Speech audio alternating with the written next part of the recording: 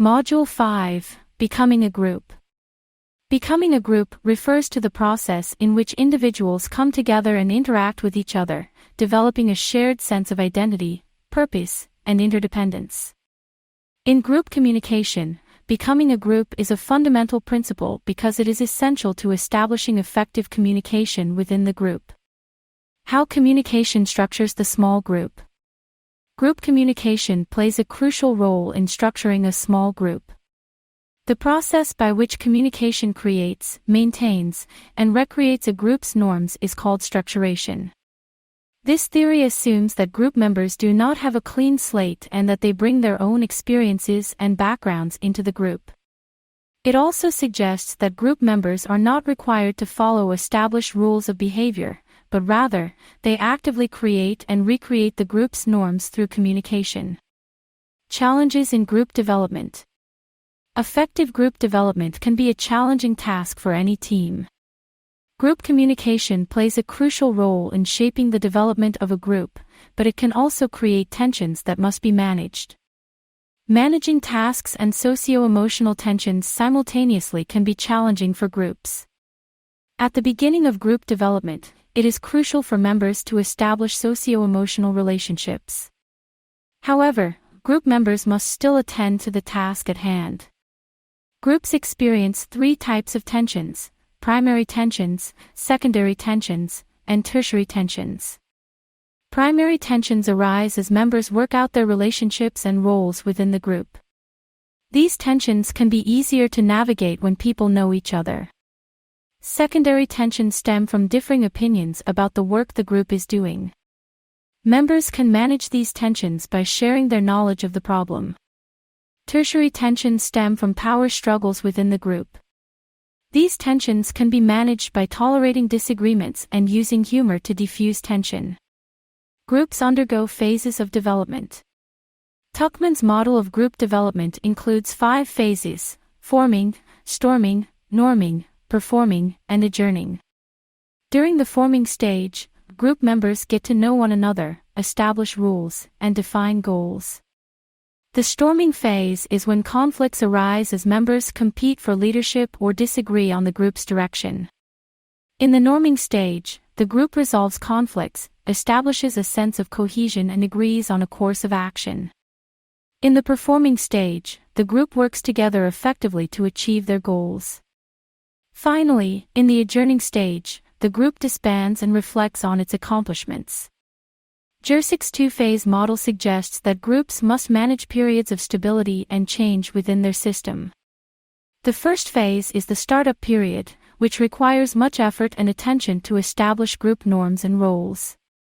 The second phase is the work period, which involves achieving the group's goals while maintaining the established norms and roles. Group socialization of members. Group socialization is a process through which new members and established members learn to work together and fit in within the group through communication. The process of socialization involves adapting to the norms, roles, and expectations of the group, as well as developing group-specific communication patterns. Adaptation through communication is a critical aspect of group socialization. It is through communication that individuals learn the rules, norms, and expectations of the group. Communication can also help group members form relationships and build trust, which is essential to group cohesion and effectiveness. Socialization requires individual and group goal balance. Each individual member has personal goals, needs, and desires, but the group also has its own goals and objectives. For successful socialization, the individual must strike a balance between their own personal goals and the goals of the group. Group socialization is an ongoing process. Even established members continue to learn and adjust their communication patterns within the group. As group goals and dynamics change, group members must adapt their communication and behavior accordingly. There are 5 typical stages of socialization that group members go through. Antecedent: this stage occurs right before the group forms. It is during this stage that potential members may learn about the group, its goals, and its members. Anticipatory: during this stage, individuals have expectations about what the group will be like, and they may begin to imagine themselves as a part of the group. Encounter. In this stage, expectations and reality may clash. The individual may find that the group is not exactly what they expected, and they may need to adjust their expectations and communication patterns accordingly. Assimilation. This stage is characterized by the individual adjusting to the norms and expectations of the group. The individual begins to feel like they are a part of the group and understand its communication patterns. Exit. This stage occurs at the end of the project or when the member decides to leave the group. It is during this stage that the individual may reflect on their experiences within the group and assess whether their personal goals were met. Group roles. Group roles are the parts that each member plays in a group, and they can be broadly categorized into two types: positional, formal, roles and behavioral, informal, roles. Positional roles are designated by the formal structure of the group, such as the leader or secretary, whereas behavioral roles emerge through the interactions among group members. There are three main types of behavioral roles: task roles, maintenance roles, and individual roles. Task roles are those that help the group achieve its goals, such as information giver, evaluator, or initiator, initiating.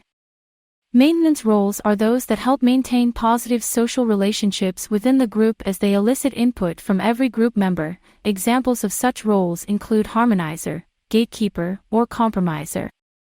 Individual roles are those that focus on individual needs and goals, often at the expense of the group's goals, such as blocker, aggressor, or recognition seeker. Roles emerge through group member communication and are constantly changing as the group dynamics evolve. Specific roles are unique to the group in which you are participating, and role demands in one group may conflict with those in other groups or even with personal values and beliefs. Rules and norms. In a group, rules and norms are important elements that provide structure and guidance for behavior.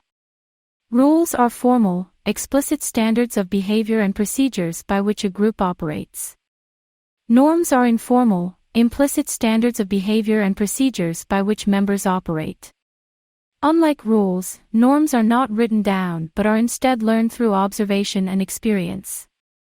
Norms develop in four main ways: primacy, explicitly, critical events, and cultural. Primacy refers to the first dictate established by a group, which is likely to become the norm. When a norm is explicitly articulated, it becomes more widely recognized and is more likely to be followed.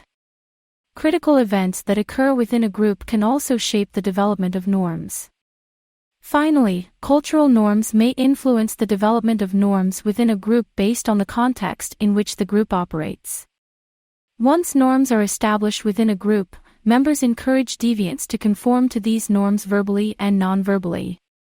For example, if a group norm is to arrive on time, members may make comments or give non-verbal cues to a member who is late to encourage them to conform to the norm.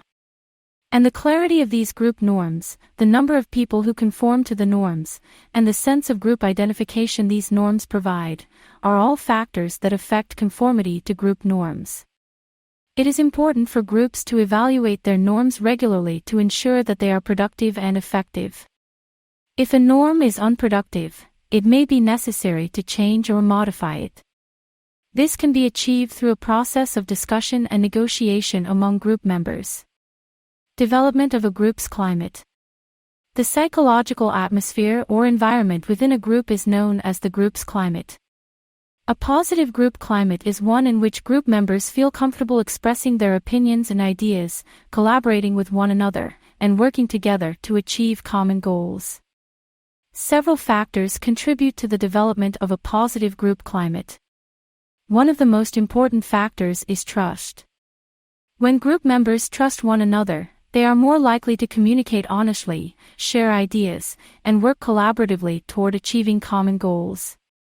Another important factor in the development of a positive group climate is cohesiveness. Cohesiveness refers to the bonds of attachment that exist between group members. When group members feel a sense of belonging and connection to the group, they are more likely to work together effectively and achieve their objectives. However, while cohesion is important, it is also important to guard against groupthink. Groupthink is the tendency of cohesive groups to avoid critical analysis and testing of ideas, which can lead to poor decision-making. This most likely occurs when the group is apathetic towards tasks.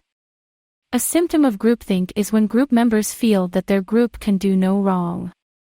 To prevent groupthink, group members should be encouraged to engage in open and honest communication, challenge assumptions, and consider alternative perspectives. Support is another important factor in the development of a positive group climate.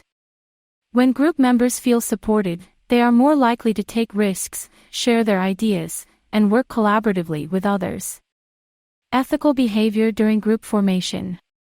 Ethical behavior is important during group formation to create a positive and supportive climate that fosters effective communication and collaboration among group members. Here are some factors to consider for ethical behavior during group formation. Communicate to develop a supportive climate. Effective communication is crucial for developing a supportive climate in the group. Members should use positive, respectful communication to establish trust and create a safe space for sharing ideas.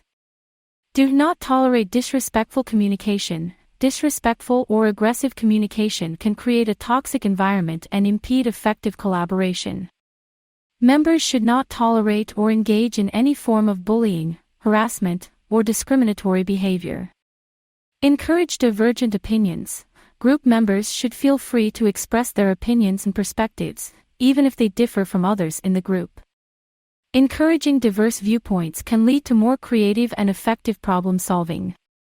Express ideas, especially when they counter others. It is important for members to express their ideas and opinions, even if they go against the majority. Members should be open to constructive criticism and feedback, and should not feel discouraged from expressing their thoughts.